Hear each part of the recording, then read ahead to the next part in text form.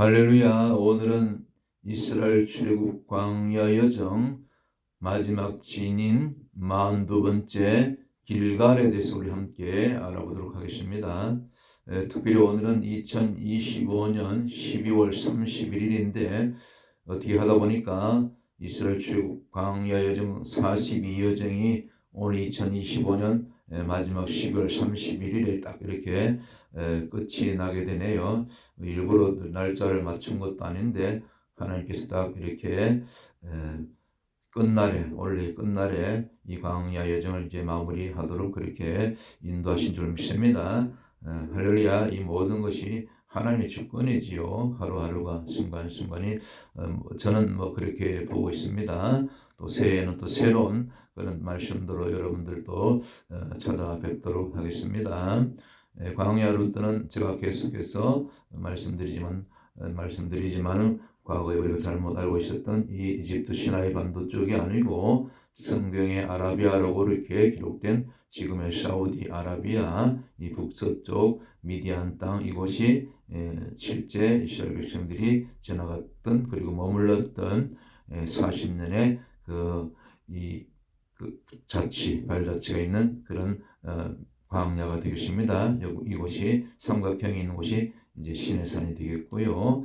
앞에 보이는 지도가 정확한 지도죠. 아카바만을 건넜죠. 여기가 진짜 이스라엘 백성들이 건넜던 홍해가 되겠지요. 성경에 나오는 홍해.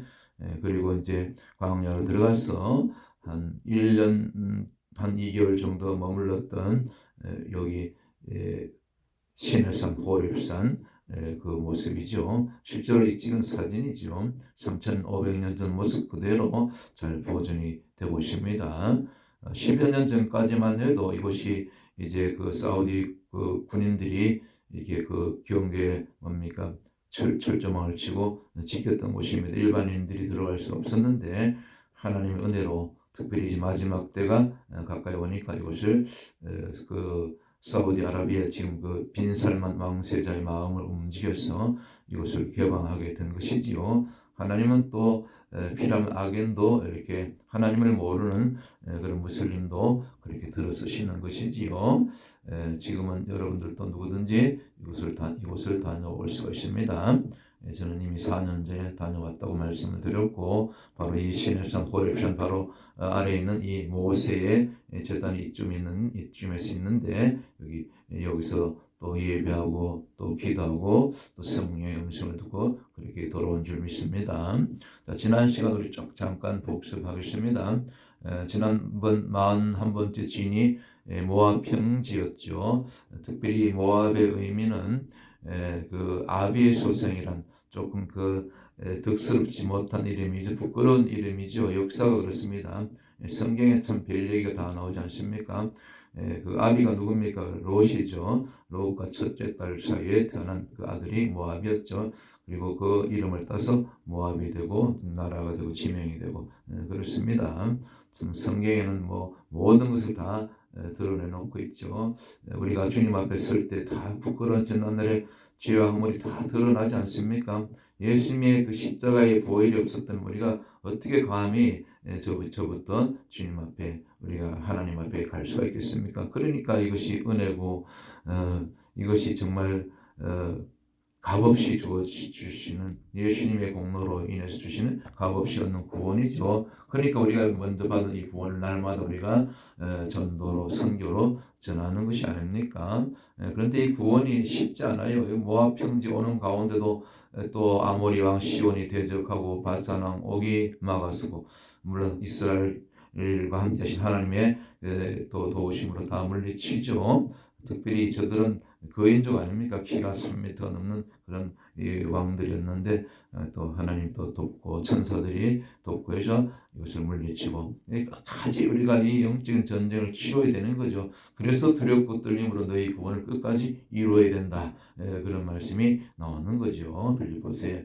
그리고 또 모압에서 있었던 일이 여러 가지 사건들이 많은데 그 중에 특별히 이 발람이요 끝까지 이 물질에 그 눈이 멀어서 말이죠. 끝까지 또 그렇게 이스라엘 백성들 마지막 순간까지 광야 이제 끝자락에서 가나안 입성을 불과 한 달밖에 안 남은 그 시점에 또 이렇게 범죄하죠.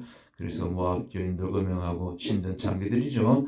또 우상의 제물을 먹게 하고 또 간음하고 그러다가 이제 하나님께서 징계를 진노하시죠. 두령들을 다 목매달아 그날 죽여버리고 그리고 24,000명을 연병으로 죽게 하시고 그것도 부족해서 또 그 가운데 또 그 뭡니까 그 시므리하고 고스비가 또 이스라엘 진영 안에까지 와서 그렇게 음행하다가 그것을 목격한 이 아론의 손자인 비나스가 거룩한 분노로 죄를 끊어내는 거룩한 분노로 그들을 그냥 대창으로 찔러 죽이죠. 그랬더니 그 진노가 그치고 연병이 그치고 오히려 이것을 하나님께서는 의로 여기시고 아론 지파 레위 지파를 통해서 제사장 지파로 세워주시지요.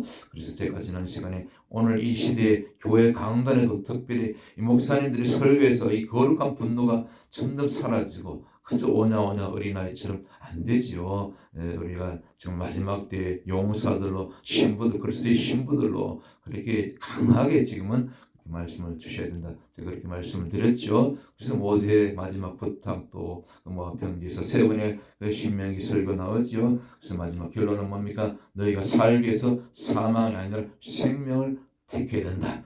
그리고 모세의 이제 삶이 끝나게 되죠. 모압 평지에서 다시 노부산 올라가서 모세는 죽게 되고 장례를 치르고 이와 같은 일들이 모압 평지에 있었다. 끝까지 우리가 말씀에 부정하고 이 붙어 있는 거죠. 접착제처럼 붙여놓은 것처럼 끝까지 말씀에 붙어 있는 것 이것이 부정이란 의미가 있다고 말씀을 드렸고요. 그래서 이제 오늘 마지막 42번째 길갈까지 오게 되는데 길갈의 의미가 동그라미, 바퀴. 옛날 어릴 때 우리 동태 굴렸어요. 그 자전거 림을 빼가지고 그랬던 것처럼 잘 굴러갔었죠. 어릴 때 동사람은 갈날, 부르다, 굴러가다 뭐 그런 뜻이 있습니다. 그래서 성경에는 여호수아 5장 9절에 이것이 나오는데 길갈의 의미가 이 뜻이 뭡니까? 애굽의 숙지가 굴러갔다. 애굽의 숙지가 끝났다는 것입니다. 홍해에 다 장사되고 또 홍해의 도화 사건을 또 이게 반복되는 사건으로 그 요단강을 건넜을 때 요단강을 건넌 다음에 길갈에 도착하게 되거든요. 과거의 수치가 다 끝나고 죄는 끝나고 십자가를 통해서 자기 부인을 통해서 옛사람 다 죽고 이제는 오직 말씀으로 성령으로 거듭난 이제 새로운 세대 광야 이 세대들이 이제 새롭게 이제 가나안 입성을 바로 직전에 앞두고 마지막 42번째 길갈에서 행했던 두 가지 사건 그리고 여기 뭐 홍해 요단강 건넌 사건 다 아시죠? 물이 홍해 요단강이 딱 갑자기 서죠. 제사장들이 발이 그 물을 요단강에 발을 들여놓았을 때 그러면서 이곳에서 또 12돌을 취해가지고 기념비를 세우고 이런 사건들이 이제 여호수아 4장 5장에 이제 기록이 되어 있죠. 우리가 다 아는 내용이고 이제 자 중요한 것은 마지막 결론적으로 이 길갈에서 행했던 두 가지 사건이 있습니다. 그것이 뭡니까? 바로 유월절과 이제 할례죠. 이 영적으로 하나죠. 사실 유월절은 피를 바르는 거죠.